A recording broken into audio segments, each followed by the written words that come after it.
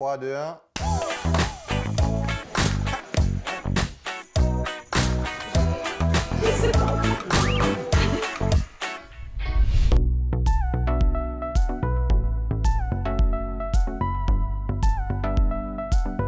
Aujourd'hui, je suis à Val d'Isère où j'ai rendez-vous avec Victor Mufajandé, médaillé olympique en 2018 à Pyeongchang en combiné. Il m'a donné rendez-vous au club des sports, alors je ne vais pas le faire attendre. Suivez-moi. Salut! Salut Victor, tu vas bien? Et toi? Super, je suis contente de prendre l'air. Donc la mauvaise nouvelle, c'est que le VTT est annulé. Ouais. La bonne, c'est que l'hiver est là. Ouais. Donc j'ai trouvé un truc un peu adéquat pour qu'on aille se balader quand même. Pas de souci, avec plaisir. Je te suis.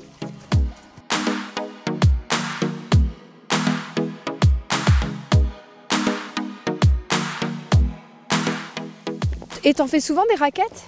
Alors non, pas du tout. C'est pas trop l'image que j'avais envie de donner aux gens, mais bon, malheureusement, c'est un bon moyen aujourd'hui pour qu'on puisse évoluer. Ici, on est sur la piste de Coupe du Monde de Val. Ouais.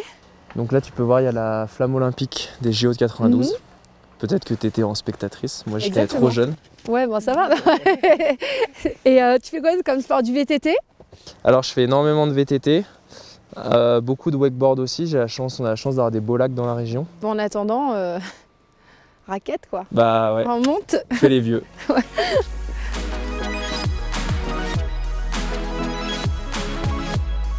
Victor, tu fais partie du club de Val d'Isère, mais en revanche, tu es originaire d'Aix-les-Bains. C'est ça, ouais. J'ai une histoire assez particulière pour un skieur. En fait, je suis né à Aix-les-Bains et dans le milieu du ski, c'est un petit peu citadin parce que dans le ski, il faut attaquer très tôt, il faut être très vite sur les skis et proche de la neige. Et donc, j'ai quand même touché la neige très tôt grâce à mes parents qui m'ont fait une éducation sportive. Il y a des petits bouts de sommet au-dessus d'Aix-les-Bains où j'ai pu apprendre à skier. J'ai tout de suite quand même aimé ça, j'ai très vite voulu être champion. J'avais la cassette de Luc Alphand, c'était mon Zinedine Zidane. Et je me suis retrouvé vers les 7-8 ans à Bonneval-sur-Arc. Puis petit à petit, le ski prenant de plus en plus d'ampleur, je suis passé au club là-haut. Et puis depuis 5 ans maintenant, j'ai rejoint Val d'Isère. Ça me permettait de vraiment avoir un super appui logistique pour les entraînements et de bénéficier aussi ici de tout cet esprit Coupe du Monde. Voilà, j'ai la chance maintenant de courir entre guillemets à la maison.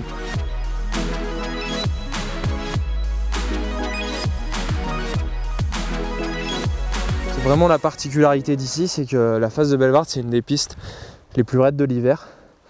Et c'est un petit peu atypique pour nous parce que c'est tellement raide et tellement glacé que c'est très dur de... C'est un combat en fait.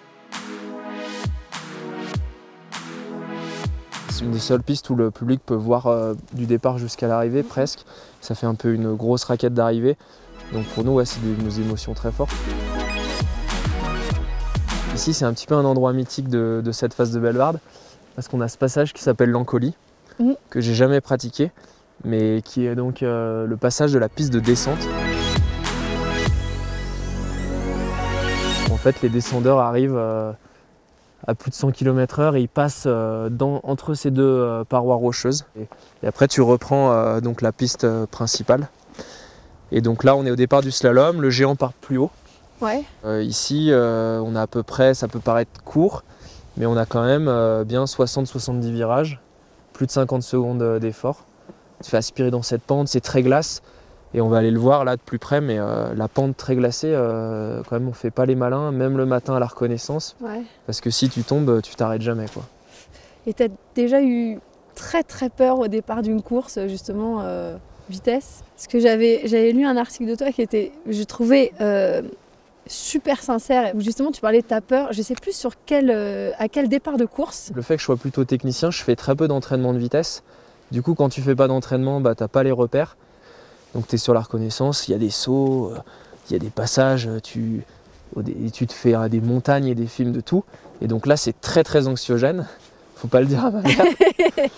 Et le secret alors, c'est quoi? Bah, le secret, c'est que depuis qu'on est tout petit, on doit contrer ces émotions-là et t'es pas très bien, mais par contre une fois que tu l'as fait, là t'es hyper soulagé, t'es en paix avec toi-même et t'as qu'une envie, c'est d'y retourner. On fait de la descente en raquette? Ouais, on va descendre droit dans la pente si on veut pas faire un nouvel épisode des bronzés font du ski.